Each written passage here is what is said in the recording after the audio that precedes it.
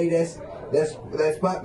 that's on this with an open person case, leave it alone. Dead homies. Just way more. It's way more stuff out here to get to make content about, gang, than that. Especially if you gang members. Let Flacco and them eat that up.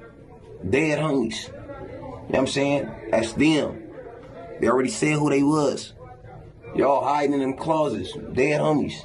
What it do, YouTube? What it do? I ain't gonna lie. That's the reason why I never cover that content. I only cover stories that been on the news. This story's not even on the news. There's no police report about it. And if you guys really watch Poetic Flacco's video, you'll see he didn't provide one proof that the guy unalived Draco the Ruler. So all of the— He didn't, but if you think about it, his channel bigger than all ours, bro. You know what I'm saying?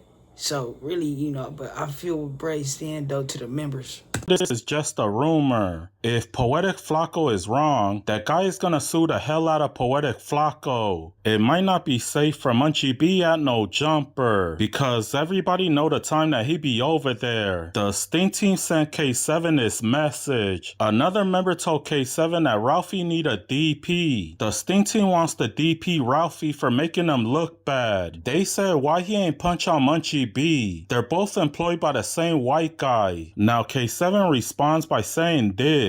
He tried to defend Ralphie the plug. He said how he gonna punch on Munchie B when he never sees him at no jumper, because they work different time and day. A Stinc team member said this. He said Ralphie knows the day that Munchie B works. If I knew the day a guy who keeps speaking on my brother works, then I'm gonna be there till he got no choice but to run my fade. He said we're tolerating stuff that Draco would never do. Now, Ralphie, he seems like a thinker.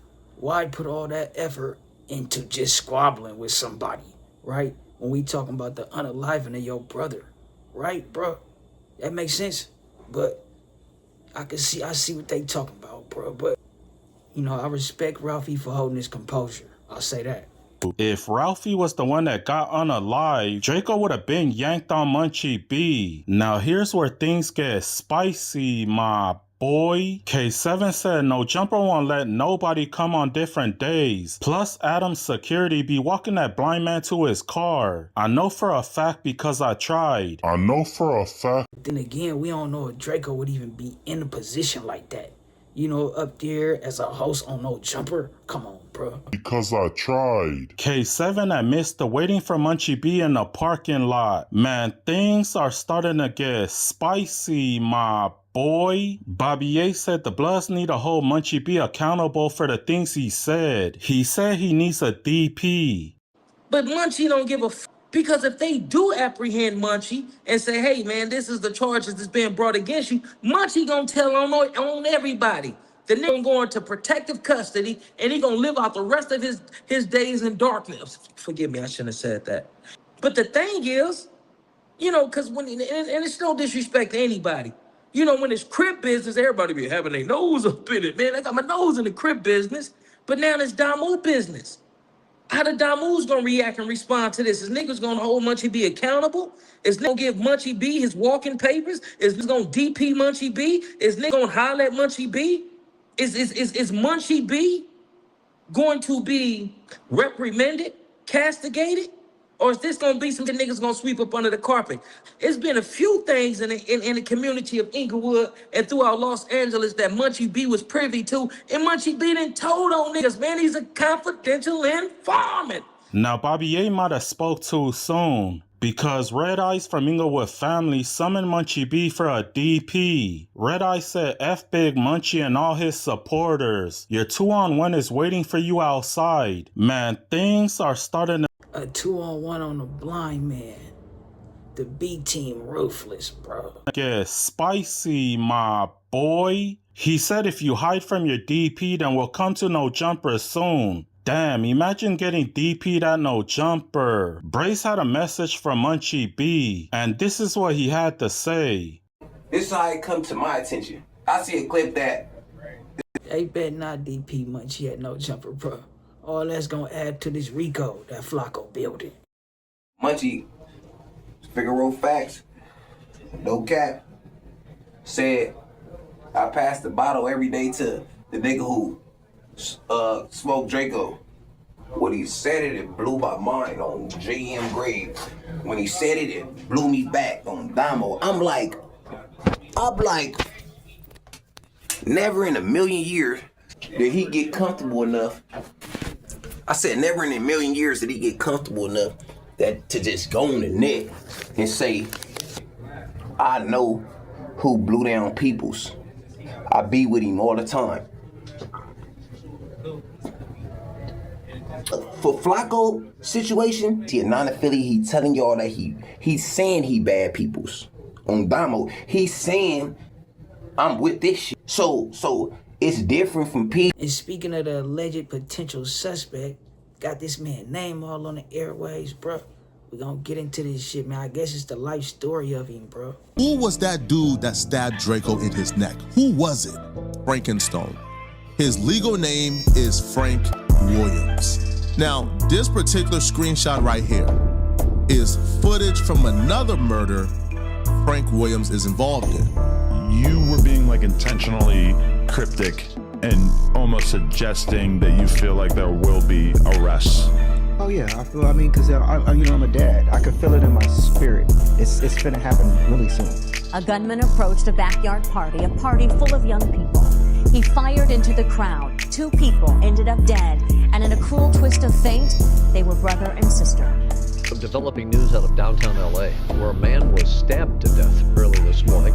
According to the LAPD, the victim was stabbed multiple times. It happened just about 1:45 this morning. This is along Wall Street.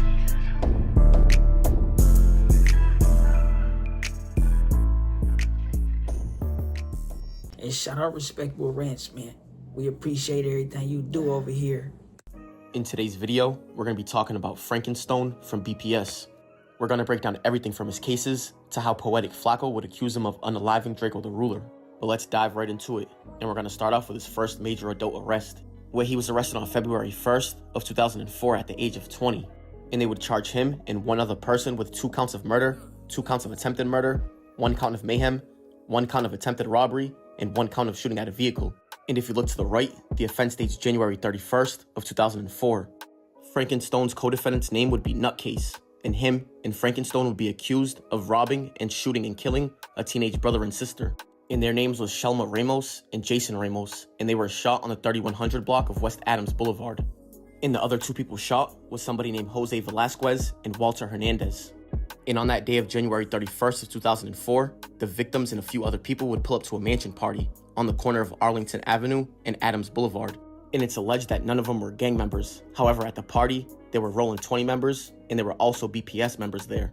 And when the victims arrived at the party, it's alleged that the members of BPS thought they were 18th Street. And it's alleged that Nutcase from BPS would approach the group and ask them where they were from while he was holding a chrome semi-automatic firearm. Nutcase would then tell them to leave the party or he would shoot them. Several members of the group would tell him that they weren't gang members and everything was okay and that they would leave. Nutcase would then follow them out of the party and he would attempt to rob one of them.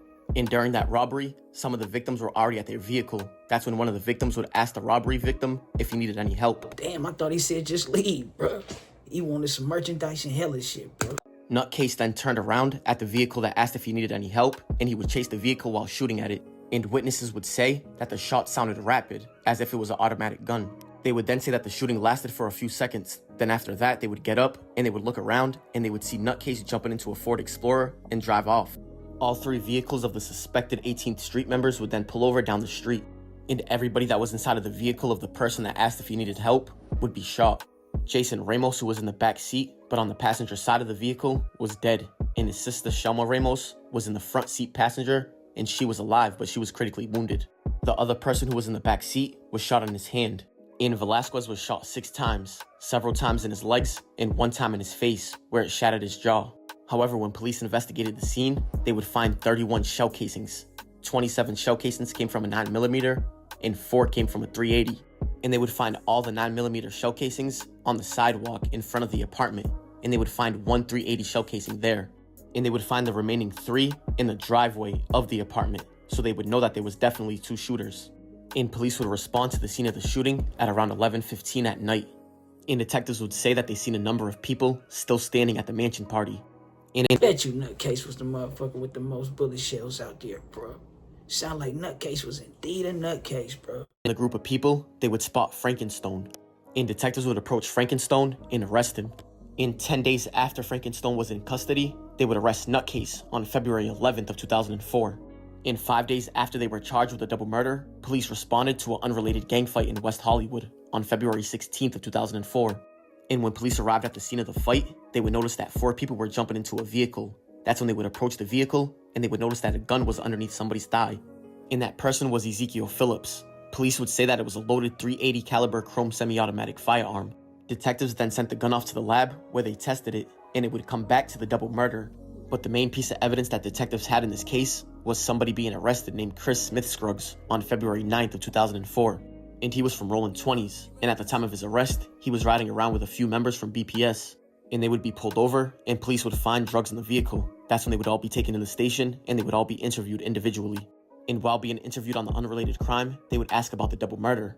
And detectives would tell the member from Rolling 20s that he And I bet he was surprised that they even knew about the double murder, bro. Kept the same damn gun. knew who committed the double murder, but he just wanted to confirm it. The detective then said that he knew that Frank was there. That's when Smith-Scruggs, aka the member from Rolling 20s, looked around and told him to close the door. And that's when he would tell detectives that he didn't see the shooting, but he heard the shots. And that's when he moved to a different position, and he would see Frankenstone holding a gun. He would say that he seen Frankenstone with his hand extended and a gun in his hand, and smoke coming out the barrel. And he would also tell detectives that 2 hours before the double murder, there was another shooting at the mansion party at around 9:30. And he would say that 18th Street came and shot up the party, but nobody was hit, and the party resumed. And then 2 hours later, that's when the double murder happened. And they would ask him if he recognized anybody standing outside during the shooting, and he would say Nutcase, Geek, and 2 others that he didn't know the name of. They would then ask him again who else that he seen shooting, and he would say Frank, I seen his little body. And they would ask him to describe Frank's height and build, and he would say that Frankenstone is about 5'5", 5'6", with a frail little body. And he would say that he knew Frankenstone since the 5th grade. He would then pick out Nutcase and Frankenstone as the I bet you Frankenstone didn't know he was hanging with a junior cadet. Motherfucker told everything, bro. shooters in 2 6-pack photo lineups. And he would also tell detectives that he seen Frankenstone holding what appeared to be a Tech 9 at the party, and that he was jumping up and down while holding it. He also said Frankenstone, Nutcase, and Geek were all from BPS, and that they were from the jungles. They would then have to sit in the county jail for 3 years fighting this case, but in 2007, they began trial. And during the trial, Frankenstone's lawyer would ask the arresting officer if he had knowledge that Frank Williams, aka Frankenstone, was hated by all gang members or all BPS gang members. And the officer replied, yes, I don't know if he was hated by all, but I know that there was a certain incident, specifically a bank. And say he was jumping up and down with the Tech 9, bro.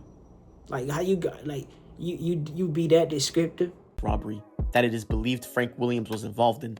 Frankenstone's lawyer then interrupted and objected and said I was just asking if he was hated. The judge overruled the objection and said you asked the question, so allow him to finish his answer.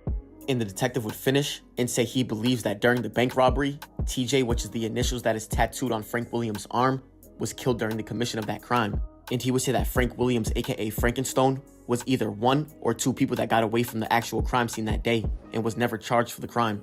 So he's alleging that Frankenstone, TJ, and one other person went to go rob a bank. That's when the shootout happened and TJ lost his life. Frankenstone got away and the other dude got away.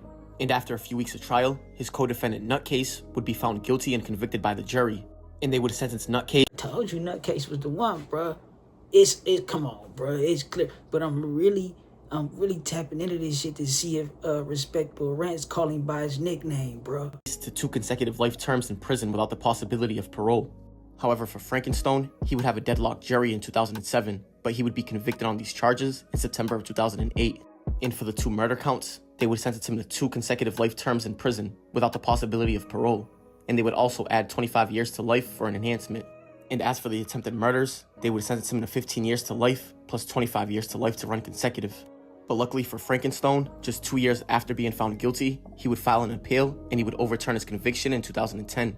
However, they would refile the case and they would retry Frankenstone, and in April of 2012, he would be convicted again and found guilty, and they would sentence Frankenstone to the same exact time that they did previous. However, 2 years after being found guilty for the second time, he would file an appeal again in 2014, where he would get the appeal and he would reverse his conviction. And he ended up winning this appeal because they spoke about an unproven, unrelated bank robbery and killing involving Frankenstone during trial. So this would be the second time that he overturned his murder conviction. However, they would refile the case against Frankenstone again and retry him, but in January 2016, he was acquitted on all counts. And after Frankenstone beat that case, he would remain a free man for the next few years. But on January Frankenstone lawyers was going hard, 19th of 2024, Frankenstone would be arrested again, and they would charge him with 1 count of murder with an enhancement. But as you can see to the right, the offense dates December 17th of 2023, which was a month before he was even arrested.